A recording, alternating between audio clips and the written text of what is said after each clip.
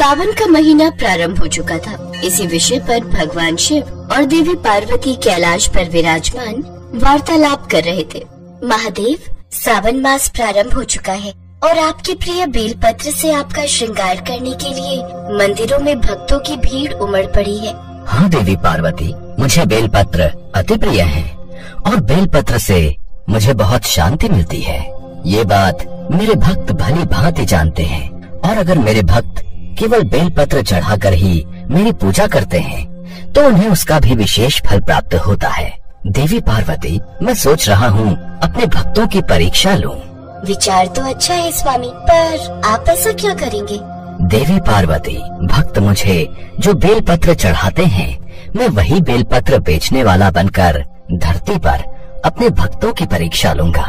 इसलिए मैं कुछ समय के लिए धरती लोक पर जा रहा हूँ।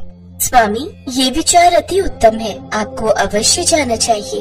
और इस तरह वार्तालाप करके भगवान शिव एक फटेहाल कपड़े पहने साधारण गरीब मनुष्य का रूप ले लेते हैं और गली गली टोकरे में बेलपत्र रख कर बेचने लगते हैं। बेलपत्र ले लो भाई, बेलपत्र ले लो बहन। सुनो, वो जो तुम बेलपत्र बोल रही थी ना, इसी से ले रहे क्या? कैसी बातें कर रहे हो जी? इसका हुलिया तो देखो, फटेहाल कपड़ों में न जाने कौन है। मुझे तो कोई भिखारी लगता है, कहीं किसी मंदिर में चढ़े हुए बेलपत्र इकट्ठे करके लाया होगा और वही हमें बेच रहा होगा। नहीं बहन, ये बिल्कुल ताजे पेड़ के टूटे हुए ही बेलपत्र हैं। खरीद लो ना भाई। नहीं लेना, एक बार बोल दिया, जाओ आगे जाकर बेचो। शिव जी तो रूप बदलकर भक्तों की परीक्षा ले रहे थे, पर अनजान मनुष्य उन्हें पहचान ही कहाँ पाए। सब उन्हें उस फटेहाल मैले कपड़ों में देखते तो आगे निकल जाते। किसी ने भी बेलपत्र नहीं खरीदे।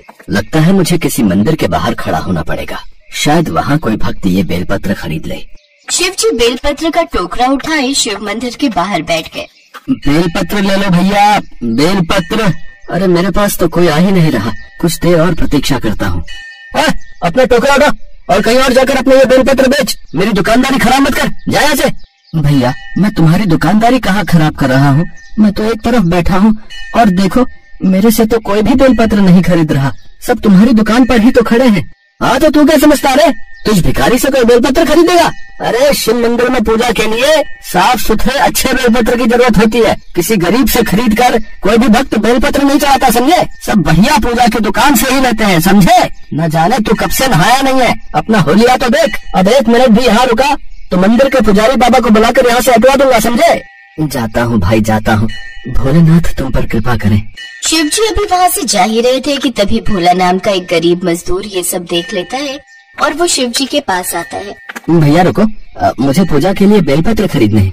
भैया, तुम मेरे बेलपत्र खरीदोगे?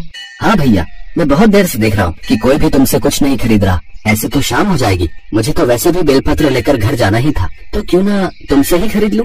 अच्छा, तो तुम बेलपत्र चढ़ाकर शिव जी की पूजा करोगे, ये बहुत अच्छी बात है। पर तुम मेरा हुलिया देखकर भी ये बेलपत्र खरीद रहे हो? भैया, बेलपत्र मैं तुमसे लूं या फिर सामने दुकान से, बेलपत्र का महत्व तो कम नहीं हो जाएगा ना। भगवान तो श्रद्धा के भूखे हैं और उस दुकानदार से ज्यादा आज तुम्हें पैसों की जरूरत है। तो अगर मैं ये बेलपत्र खरीद कर तुम्हारी थोड़ी सी मदद कर सकूं तो मुझे बहुत अच्छा महसूस होगा। भैया, ये बेलपत्र तो मैं अपनी पत्नी के लिए लेकर जा रहा हूँ। वो भगवान शिव की बहुत पूजा करती है और हर वर्ष सावन के व्रत करती है। इस वर्ष व्रत नहीं कर पाई, इसलिए घर पर ही पूजन कर रही है। अच्छा, इसका क्या कारण है भाई? मेरी पत्नी गर्भवती है, बस कुछ ही दिनों में हमारे घर बच्चे का जन्म होने वाला है, इसलिए मैंने ही अपनी पत्नी शोभा से कहा कि वो घर पर ही शिव जी की पूजा कर ले। मैं उसके लिए बेलपत्र खरीदने ही निकला था, अचानक तुम पर मेरी नजर पड़ गई। पर क्या भैया, तुम बेलपत्र नहीं खरीदोगे? नहीं, ऐसी बात नहीं है, मेरे पास बस 7 ही रुपए हैं। तुम मुझे 7 रुपए के बेलपत्र दे दोगे? 2 दिन से मजदूरी का काम नहीं मिला, इसलिए घर पर पैसे नहीं थे। 10 रुपए की भोग लगाने के लिए बर्फी खरीदी है, मेरे पास अब 7 ही रुपए बचे हैं। अरे भैया, एक काम करो, तुम ये सारे बेलपत्र ले जाओ। वैसे भी मैं घर ही जा रहा था, अब कल ही बेचने के लिए आऊंगा, शायद कल और कमाई हो जाए। तुम मुझे कल इन बेलपत्र के पैसे दे जाना, मैं तो यही बैठता हूँ। बहुत बहुत शुक्रिया भैया, मैं कल तुम्हें पैसे दे जाऊंगा, ठीक है?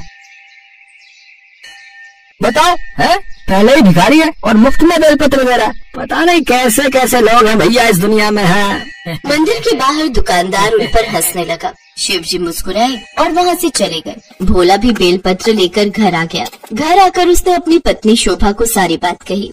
आपने ये बहुत अच्छा किया, साथ ही साथ भला हो उस बेलपत्र वाले का, जिसने आपको बिना पैसे के ये इतने सारे बेलपत्र दे दिए। इनमें से कुछ भगवान को चढ़ाकर बाकी रख देती हो, रोजाना की पूजा में काम आ जाएंगे। भगवान शिव और देवी पार्वती कैलाश पर विराजमान थे और वो मुस्कुरा रहे थे। भगवान शिव तो भोला की दयालुता का फल उसे प्रदान कर ही चुके थे, उन बेल पत्र को सोने के बनाकर। अगले दिन शोभा और भोला जब सोकर उठे, शोभा पूजा के लिए टोकरी में से बेलपत्र लेने लगी तो वो हैरान रह गई। सारे बेलपत्र सोने के बेलपत्र बन चुके थे। सुनो जी, ये क्या चमत्कार है? ये बेलपत्र तो सोने के बन गए, ये कैसे हो सकता है? हाँ शोभा, ये तो सोने के बन गए। वो आदमी कौन था जिसने मुझे ये चमत्कारी बेलपत्र दिए? शोभा, मैं अभी आता हूँ। भोला मंदिर में उस आदमी को ढूंढने लगा, पर उसे वो बेलपत्र बेचने वाला आदमी कहीं भी नजर नहीं आया। भोला की आंखों में आंसू आ गए। रात को सपने में भगवान शिव ने भोला को दर्शन दिए। भोला, मैं तो परीक्षा लेने के लिए धरती पर आया था। तुम बहुत दयालु हो। तुमने मुझे एक साधारण बेलपत्र बेचने वाला समझकर उस समय मेरी मदद की, जब किसी ने भी मेरे से बेलपत्र नहीं खरीदे। मैंने उसी दयालुता का फल तुम्हें प्रदान किया है। अब तुम इन सोने के बेलपत्रों को बेच लेना। तुम्हारी गरीबी के दिन अब दूर हो जाएंगे। अपनी पत्नी और बच्चों के साथ खुशी से रहो। मेरा आशीर्वाद सदा तुम्हारे साथ है। भोला की नींद खुली और उसने सपने की बात अपनी पत्नी को बताई। शोभा भी बहुत खुश होती है। भोला और शोभा को उनकी शिव भक्ति का फल मिल जाता है और उनके जीवन में खुशियाँ आ जाती हैं। कहते हैं कोई भी पूजा बिना स्वच्छ मन से संपूर्ण नहीं होती। व्यक्ति को यदि पूजा का उचित फल लेना है तो उसके लिए उसे अपने मन को स्वच्छ बनाना है, तभी भगवान उसे पूजा का विशेष बल प्रदान करते हैं। इस कहानी से हमें यही सीख मिलती है कि मनुष्य को सबके साथ सदैव दयालुता का व्यवहार करना चाहिए, क्योंकि ईश्वर किसी न किसी रूप में आकर हमारी परीक्षा अवश्य लेते हैं और यह सत्य है।